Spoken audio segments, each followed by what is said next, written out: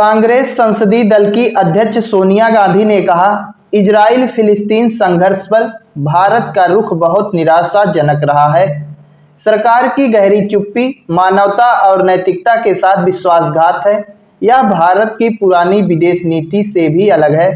उन्होंने कहा कि जिस प्रकार भारत की पुरानी विदेश नीति अर्थात जिस प्रकार पहले के समय में फिलिस्तीन के साथ व्यवहार किया जाता था, अब वैसा व्यवहार नहीं किया जा रहा है।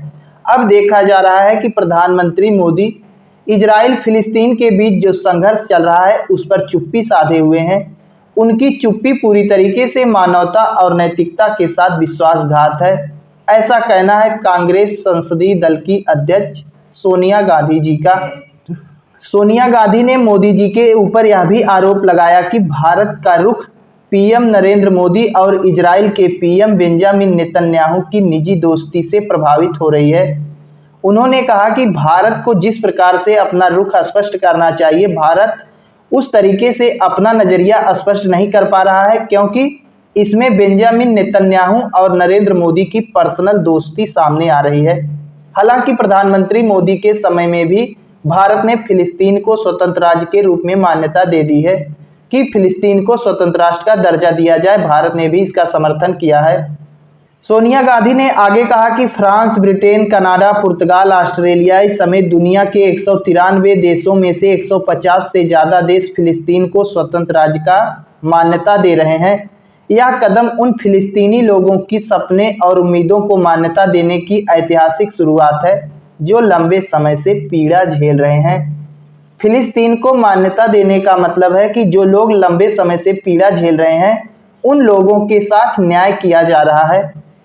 सोनिया गांधी ने कहा, जब दुनिया फिलिस्तीन को समर्थन दे रही है तब भारत ने इजराइल के साथ निवेश समझौता किया और उसके दक्षिणपंथी मंत्री की मेजबानी भी की, जिसकी आलोचना पूरी दुनिया में हो रही है। सोनिया गांधी की सभी बातों से हम सहमत हैं, लेकिन यहाँ पर कहीं ना कहीं हम इनकी इस बात से असहमत हैं कि भारत ने जो निवेश समझौता इजराइल के साथ किया उसका भी विरोध सोनिया गांधी कर रही हैं, क्योंकि सोनिया गांधी को समझना चाहिए कि मंच पर विरोध जताना दूसरी बात है और अपना निवेश करना ये दूसरी बात है। क्योंकि इजराइल जिन देशों के ऊपर बमबारी कर रहा है वो देश खुद ही अभी इजराइल के साथ पूरी तरीके से व्यापार करने में संलग्न है। अब इजराइल और फिलिस्तीन के संघर्ष चल रहा है, उससे उन दोनों को जो निष्कर्ष निकलेगा उनका लाभ या हानि होगा। अब उनके चक्कर में हमें अपना घाटा क्यों करना, वो भी विदेश नीति में जहां मानवता नाम की कोई चीज नहीं है, केवल राष्ट्रीय हित देखा जाता है। तो ऐसी स्थिति में हम अपने राष्ट्रीय हितों को संकट में क्यों डालें। हमारा काम है फिलिस्तीन को मान्यता देना।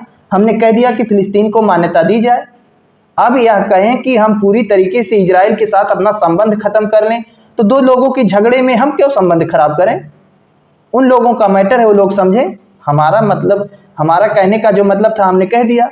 अब इनका कहना है कि हम इजराइल के साथ एकदम संबंध ही तोड़ लें, तो काहे संबंध तोड़ लें। हम क्यों अपने देश की अर्थव्यवस्था संकट में डालें। दो लोगों का झगड़ा है, वो लोग आपस में समझें। फिलिस्तीनियों के ऊपर अत्याचार इजराइल कर रहा था, हमने इजराइल का विरोध करते हुए कह दिया कि फिलिस्तीन को मान्यता दे दी जाए। अब इनका कहने का मतलब है पूरा संबंध है तोड़ लो, अपने देश की अर्थव्यवस्था उपट चौपट कर लो इजराइल और फिलिस्तीन के संघर्ष में, तो हम काहे अपनी अर्थव्यवस्था चौपट करें। अब जो उपाय बता रही हैं इसका मतलब हम इजराइल के साथ निवेश समझौता ना करें, इजराइल के साथ एकदम संबंध तोड़ लें। और इजराइल जिन देशों के ऊपर बमबारी कर रहा है वो देश तो संबंध तोड़ ही नहीं रहे हैं। हम फालतू में जाके यहाँ से उठ के जाएं, हम कहें इजराइल से जाके झूठे दुश्मनी मोल ले लें। अरे जितना कहो जितना अच्छा लगे। अब फिलिस्तीन को मान्यता देने की बात थी, हमने दे दिया, बात खत्म। बाकी आप लोगों की क्या राय है, क्या इजराइल से हमें पूरी तरीके से अपना संबंध तोड़ना चाहिए, क्या हमें अपने देश की अर्थव्यवस्था को संकट में लाना चाहिए। दो लोगों की झगड़े के कारण हम क्यों उस झगड़े में जाकर शामिल हों।